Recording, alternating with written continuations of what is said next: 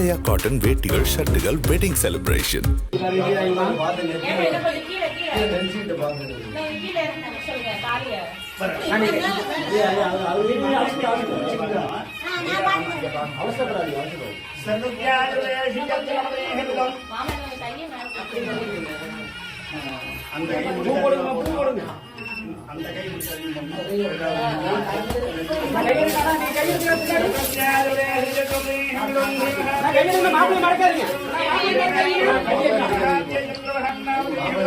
கரூர் மாவட்டம் வேலாயுதம்பாளையம் அருகே உள்ள நடையனூர் பகுதியைச் சார்ந்தவர் விஜயலட்சுமி.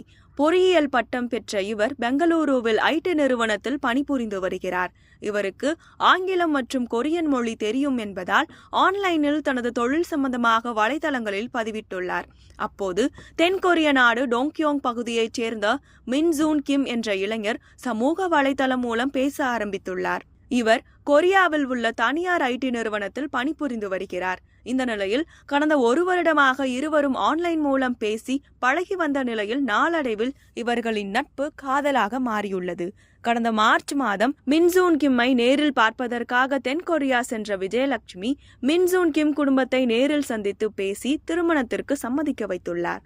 இதனை அடுத்து இரு வீட்டாரின் சம்மதத்துடன் திருமணத்தை தமிழ்நாட்டில் வைத்துக் கொள்ளலாம் என்று முடிவெடுத்தனர். பின்னர் தென்கொரியாவில் இருந்து மின்சூன் கிம் தாய் மற்றும் தந்தை அவரது நண்பர் உட்பட 4 பேர் கடந்த வாரம் தமிழ்நாடு வந்தடைந்தனர். தொடர்ந்து வேலாயுதம்பாளையம் அருகில் உள்ள கோம்புபாளையம் பெருமாள் கோவிலில் இரு வீட்டார் முன்னிலையில் தமிழ் முறைப்படி உறவினர்கள் முன்னிலையில் இருவரும் மாலை மாற்றி திருமணம் செய்து கொண்டனர். அப்போது புதுமண தம்பதி இருவரும் குழந்தைகளுடன் இணைந்து உற்சாகமாக நடனமாடிய சம்பவம் உற்சாகத்தை ஏற்படுத்தியுள்ளது.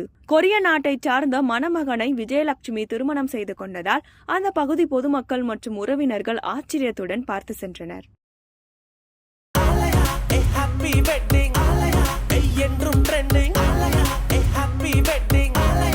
ஆலயா காட்டன் வேட்டிகள் ஷர்ட்டுகள் வெட்டிங் செலிப்ரேஷன்.